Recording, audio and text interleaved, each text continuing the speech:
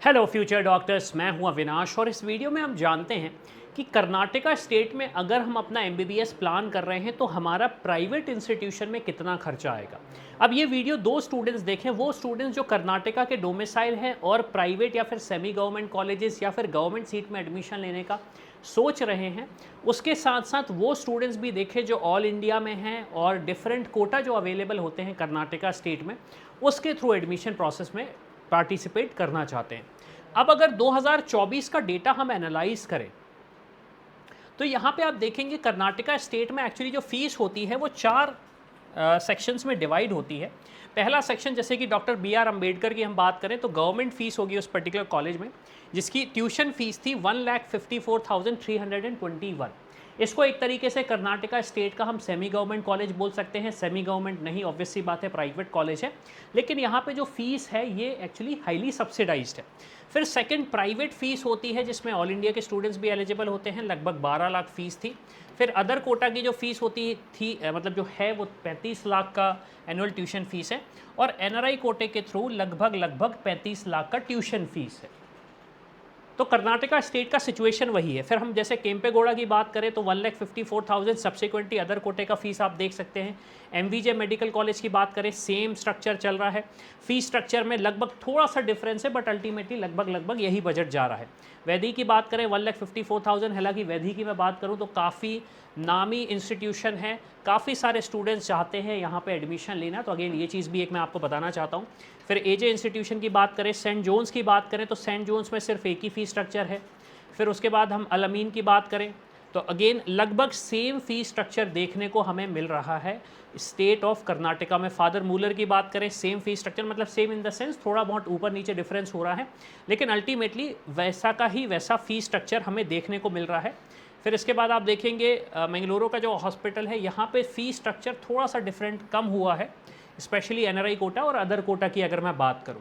Subsequently government fees almost सारे institution में almost same है। उसके बाद अगर प्राइवेट फीस की बात करूं, ऑलमोस्ट सारे इंस्टीट्यूशन में सेम ही है, बस फीस का डिफरेंस आपको अदर और NRI कोटे की फीस में दिखेगा।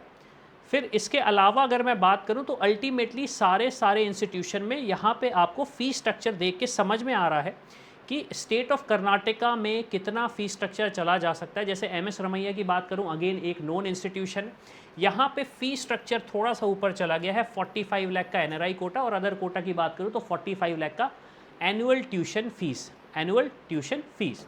तो ये तो फीस स्ट्रक्चर हो गया। अब इसके बाद सवाल ये आता है कि स्टेट ऑफ कर्नाटका में अदर एक्सपेंसेस क्या होंगे, जिसके बेसिस पे मुझे डिसाइड करने में काफ़ी आसानी होगी कि क्या मुझे किसी कॉलेज को चूज़ करना चाहिए या फिर उस कॉलेज को मुझे मतलब इग्नोर करना चाहिए। तो यहाँ पे हम आ जाते हैं, डिस्कशन करते हैं।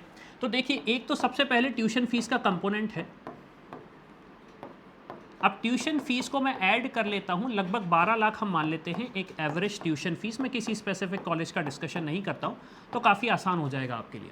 अब 12 लाख को आप मल्टीप्लाई करेंगे 4.5 से, 4.5 या फिर 5 हम कर देते हैं तो हमारे लिए काफ़ी आसान होगा कैलकुलेशन करना। तो वो सीधा 60 लाख का आपका ट्यूशन फीस हो गया।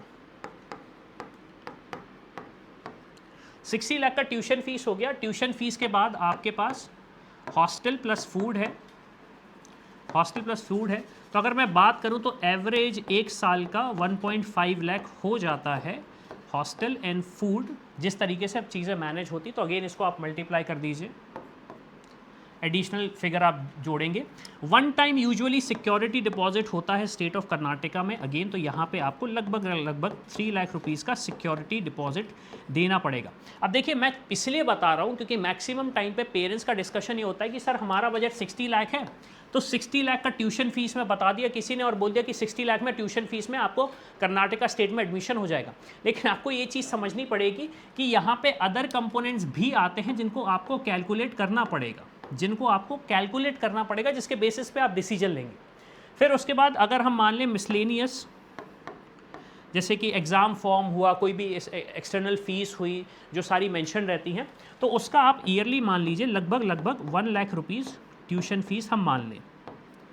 तो इस हिसाब से अगर आप कैलकुलेट करेंगे तो आपको काफ़ी आसानी होती है स्टेट ऑफ कर्नाटका में कि आपका बजट क्या जाएगा।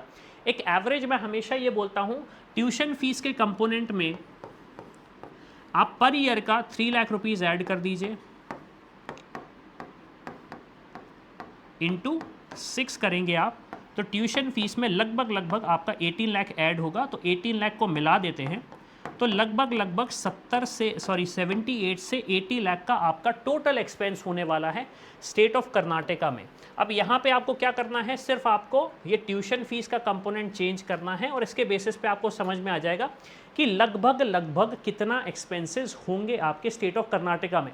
अब एक्सपेंसेस थोड़े से ऊपर भी हो सकते हैं अगर इस साल कुछ चेंजेस होते हैं, अदरवाइज ऑन एन एवरेज यही एक्सपेंस रहेगा। अब सवाल ये आता है कि क्या मुझे अपनी रैंक पे कर्नाटका के कौन से कॉलेज मिल सकते हैं, इफ़ नॉट कर्नाटका क्या दूसरी स्टेट में ऑप्शन देख सकता हूँ? तो इसके लिए आप हमारे प्लेटफॉर्म studentkhabri.com पे आ सकते हैं। यहाँ पे आपको मैक्सिमम स्टेट्स के टूल्स मिल जाएंगे जिसके बेसिस पे आप अपनी रिसर्च प्रॉपरली कर पाएंगे। क्योंकि देखिए एमबीबीएस की अगर मैं बात करूँ तो रिसर्च और सही डेटा होना बहुत ज़्यादा ज़रूरी है। जैसे हमने भी बात किया, डिस्कशन किया, तो वो ऑफिशियल सोर्सेज था ट्यूशन फीस का, ऐसा नहीं कि हम रैंडमली एक डिस्कशन कर रहे हैं, क्योंकि अल्टीमेटली जब आप पे करते हैं तो आपके पास पूरी पिन पॉइंटेड इन्फॉर्मेशन होनी चाहिए। अब सबसे ज़्यादा पेरेंट्स लैग करते हैं इन्फॉर्मेशन में, स्पेशली कट ऑफ की। तो यहाँ पे आपको वो सारी स्टेट्स के टूल मिल जाएंगे। स्पेशली अगर मैं बात करूँ कर्नाटका की बात करते हैं हम, कर्नाटका स्टेट की बात करें तो कर्नाटका में अगर आपको एमबीबीएस करना हो, एमबीबीएस आयुष करना हो, आयुष यहाँ पे वो आपको प्रेडिक्टर मिल जाएंगे। उन प्रेडिक्टर्स को यूज़ करके आप फाइंड आउट कर सकते हैं कि आपको आपकी रैंक पे क्या ऑप्शंस मिल सकते हैं। मान लीजिए आपने कहा मेरी रैंक 60,000 आ रही है, आपकी जो भी कैटेगरी है आप वो चूज़ कर लीजिए। मैंने जनरल मेरिट चूज़ करी, प्रिडिक्ट पे क्लिक करता हूँ तो मुझे वो ऑप्शंस जो आ सकते हैं वो मिल जाएंगे। फी स्ट्रक्चर मैंने आपके साथ डिस्कस किया है, तो प्राइवेट कॉलेजेस को चूज़ करने में आसानी होगी। अब अगर आपको लगता है कि नहीं थोड़ा सा रैंक हमारा ऊपर जा रहा है, क्या दूसरे ऑप्शंस हो सकते हैं, तो अगेन आप वापस आ सकते हैं। हमने काफ़ी सारे प्राइवेट कॉलेजेस के प्रेडिक्टर्स को कंबाइन कर दिया है एक प्राइवेट कॉलेज प्रेडिक्टर में। तो इसमें जाके आप ये फाइंड आउट कर सकते हैं कि ऑल ओवर इंडिया में जो स्टेट्स ओपन है वहाँ पे अगर आपको एडमिशन लेना है तो किस रैंक में ऑप्शन आपके पास आ जाएगा। इवन यहाँ पे स्टेट्स का भी ऑप्शन है, तो इससे आप अपनी रिसर्च पूरी कर सकते हैं। इसके अलावा अगर आपको लगता है कि प्राइवेट कॉलेज की काउंसलिंग बहुत डिफ़िकल्ट होती है, किस स्टेट की काउंसलिंग कब होगी, कैसे मैं पार्टिसिपेट कर सकता हूं, तो यहाँ पे मेंटरशिप सेक्शन पे आप आ सकते हैं। व्हाट्सएप का रियल टाइम अलर्ट्स आप ज्वाइन कर लीजिए, यहाँ पे आपको सारे के सारे अलर्ट्स मिल जाएंगे। और उसके अलावा अगर आपको लगता है कि आपको पेड सपोर्ट की चाहिए, एक ऐसा एक्सपर्ट चाहिए जो आपको सारा पिन पॉइंट इन्फॉर्मेशन दे दे, ताकि आप डिसाइड कर सकें कि सही ऑप्शन चूज़ करना चाहिए और कैसे चूज़ करना चाहिए, तो उसके लिए आप हमारी टीम को रीच आउट कर सकते हैं। डिस्क्रिप्शन में सारे डिटेल्स मिल जाएंगे। तो इसी के साथ मैं हूं अविनाश, मेरा काम है रास्ता दिखाना, स्पेशल के डॉक्टर बनना आपका। I hope you like this video. For more such videos, keep watching our channel and do not forget to like, share and subscribe.